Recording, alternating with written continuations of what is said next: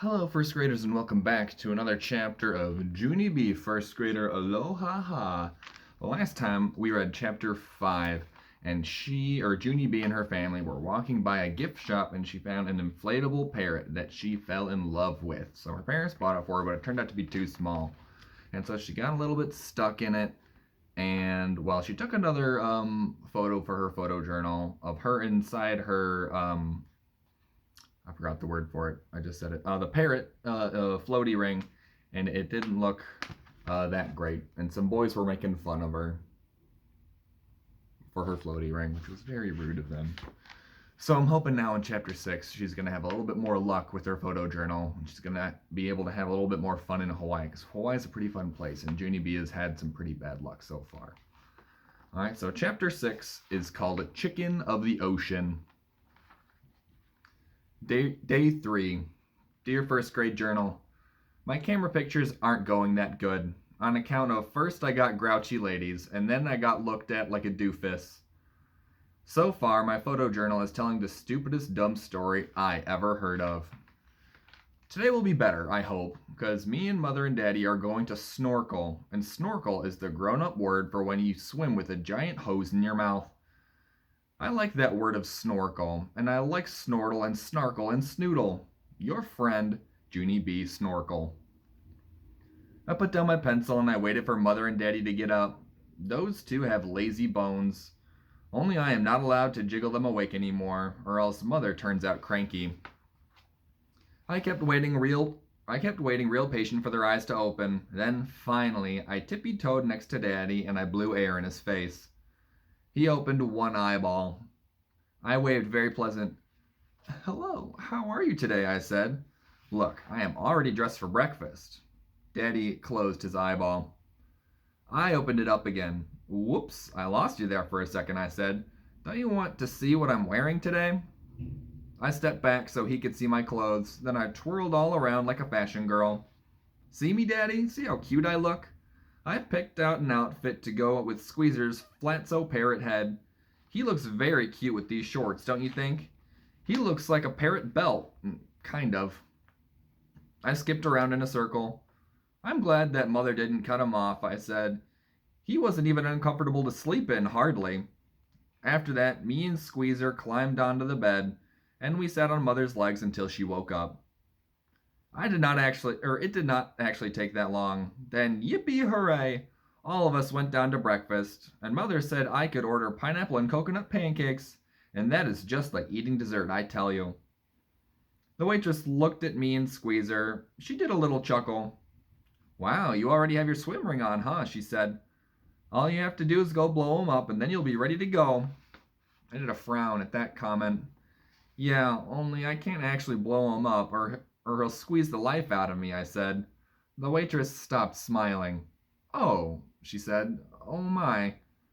Then she took our order and she backed away from the table real slow. After breakfast, Daddy had to go to his job interview, and so me and Mother went to the pool while we waited for him. Then, as soon as he got back, hooray, it was time to go snorkeling. After everybody was ready, we got into the car, and we drove to a special snorkel beach. That word made me laugh in the car. I said it 1,000,000 times, I think. Snorkel, I said. Snorkel, snorkel, snorkel. I'm going to snorkel. Here's a snorkel poem. I took a breath. Snorkel, snorkel, snortle, snoodle, noodle, snorkel, snartle, snarkle. Mother turned around. Please stop it, she said.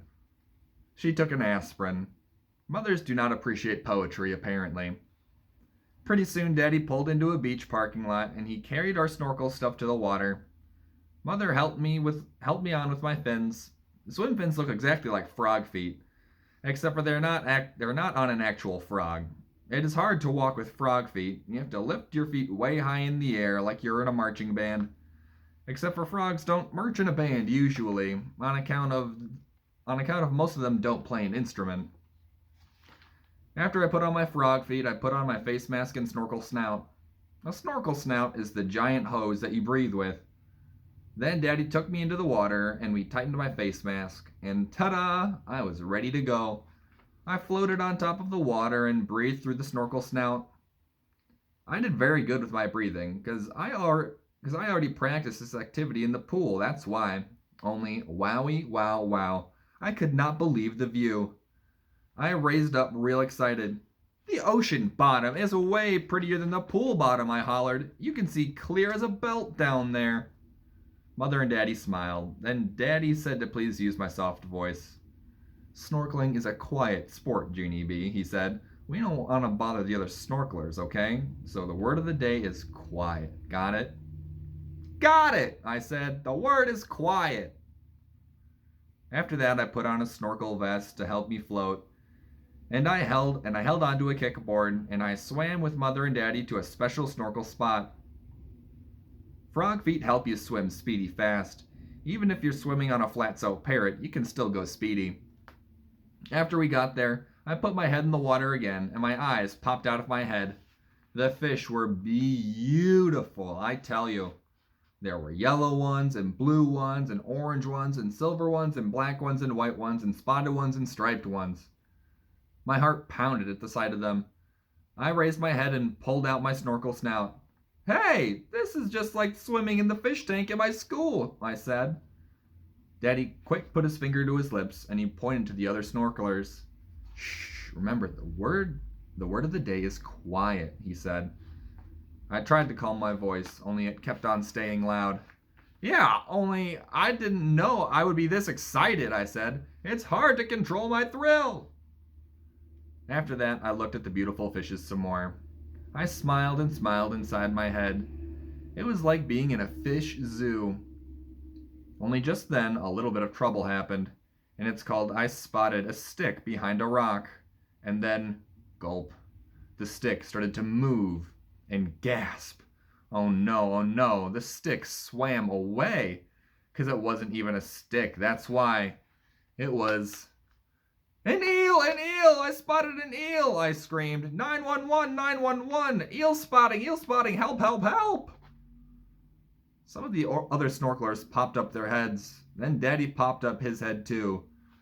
Shh, Junie B, shh. There's nothing to worry about, I promise, he said. That eel is perfectly harmless. I quick ducked down again, because I had to keep track of the eel, of course. Then, whoa, wait, hold the phone. Something even worse was floating my way, and it's called jellyfish! A jellyfish is coming! And that thing is as big as a barn, I tell you. After that, I quick turned around, and I kicked for the beach as hard as I could, and I didn't stop till I got there. Then I ran out of the water, and I tripped on my frog feet, and I fell over in the sand. I rested there to take a breather. Breathe, I said to my poundy heart. Breathe, breathe, breathe. Just then, I heard sloshing feet, and I opened one eye. It was Daddy. His face did not look pleasant. I waved my fingers very nervous. Hello, how are you today? I said. I am fine. Only I turned out to be afraid of jellyfish, apparently. So I swam to the beach, and then I tripped on my frog feet, and now I'm resting comfortably in the sand. I thought for a second. Also, I did not care for the eel. Just then, Mother came hurrying out of the water. She looked as grouchy as Daddy. I waved again. Good to see you both, I said. Daddy did a mad frown. This isn't a joking matter, young lady. You are supposed to stay with Mother and me, he said. Don't you ever pull a stunt like that again, do you understand? All of a sudden, my eyes got tears in them. But I didn't even mean to pull a stunt, Daddy. I just got scared. And I started to kick, and I didn't even know I would do that. My nose started to sniffle very much. Sorry, Daddy. Sorry, Mother. Sorry I got scared. Mother and Daddy looked at each other. They didn't seem as mad anymore. Mother sat down next to me.